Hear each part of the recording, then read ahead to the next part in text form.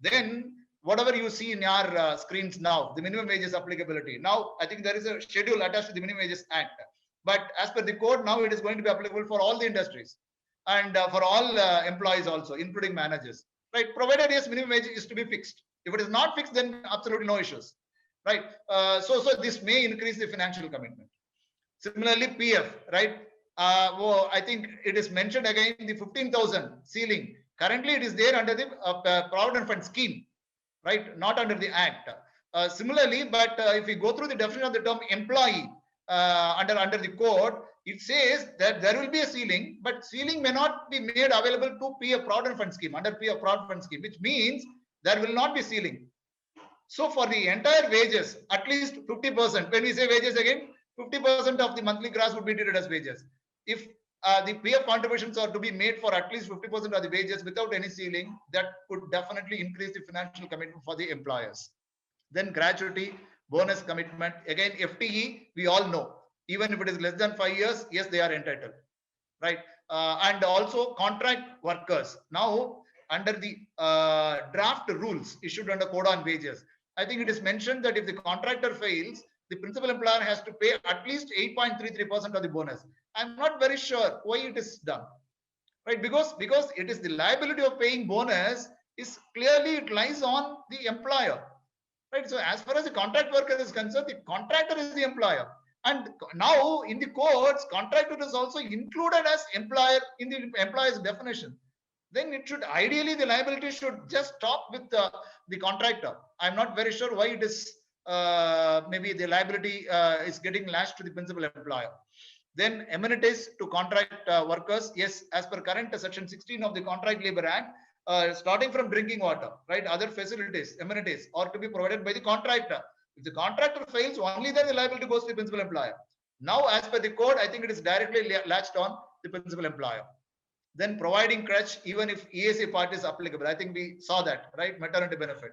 Even if ESA is applicable, if there are 50 or more employees, then crutch is to be provided by the employer. Then reduction in threshold limit for providing amenities. For safety officer from 1,000 to 500. For welfare officer from 500 to 250. For providing canteen, I think the threshold limit of 250 is brought down to 100, right? So this may increase financial indirectly the financial commitment to the employers. Then leave eligibility, we discussed for the worker, instead of 240 days, now it is just 180 days. So if the worker completes 180 days in a continuous period of 12 months, then that person will become eligible for leave, right? Then contribution to reskilling fund. I think that this new reskilling fund is getting introduced. This is only with respect to the retrenched workers, right? So apart from the retrenchment compensation, mere 15 days of wages is to be paid by the employer to the reskilling fund. So that again, that could increase the financial commitment. Then amenities for transgender. Now, I think we are providing facilities for men and women separately. Now, I think for transgenders also, it is to be done separately now, right? And enhanced penalty. We all, I think, discussed multiple times. In fact, the fine and all, it is getting increased like anything. So all these things, whatever I have mentioned in this particular slide, this could increase the financial commitment of the employees. Possibility only I'm saying, right? Then yes, these are all certain things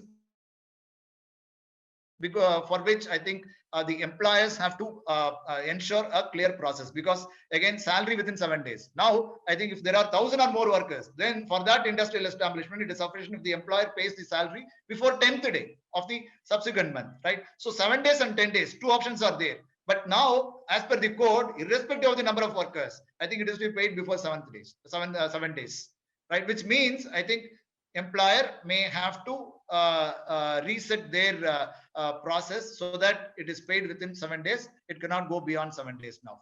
And full and final settlement, even in case of resignation, it is to be done within 2 working days, right? So again, how to do that? Again, clear process, the employer may have to do that. Principal employer to make the payment in the first place. It is for the contractor. Now, irrespective of whether the principal employer is making the payment to the contractor or not, the contractor pays the salary to his workers before 7th day or 10th day, whatever is applicable, right? But now, as per the code, the principal employer has to pay the consideration amount for the contract in the first place to the contractor. Only after that amount, the contractor has to pay the salary to his workers, right? So again, this may require some change in process.